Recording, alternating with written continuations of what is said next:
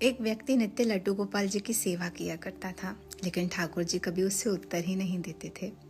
किसी व्यक्ति ने उससे कहा कि तू अमुक देवी देवताओं की पूजा करना शुरू कर, तुझे उत्तर मिलना आरंभ हो जाएंगे। तो वो अन्य देवी देवताओं की विग्रह लाया और उनकी पूजा करना आरंभ कर दी और लड्डू गोपाल पे क्रोध कर मंदिर के ऊपर के कपाट में उन्हें रख दिया। अब जब वो पूजा करने के लिए अगरबत्ती को अर्पित करने लगा तो उसने सोचा कि अगरबत्ती की सुगंध ये लड्डू गोपाल क्यों ले, इसने तो कभी मेरे से बातचीत की नहीं।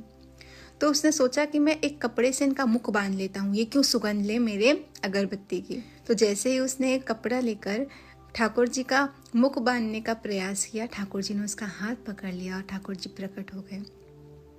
तो उसने ठाकुर जी से कहा, आज तक तो कभी आपने मुझे दर्शन नहीं दिए, मुझसे बात नहीं की, लेकिन अब मैं किसी और देवी देवता की पूजा कर रहा हूँ तो प्रकट हो गए। ठाकुर जी ने मुस्कुराकर कहा कि आज तक तो मुझे केवल मूर्ति समझकर मेरी पूजा कर रहा था, आज तूने मुझे चैतन्य माना, तूने ये जाना कि मैं तेरे अगरबत्ती की सुगंध लूंगा, तो जिस भाव से तू मुझे भजेगा तुझे वैसा ही परिणाम मिलेगा।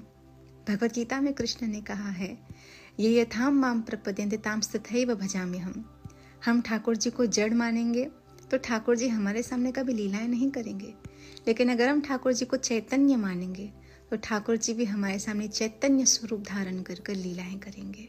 श्री राधे।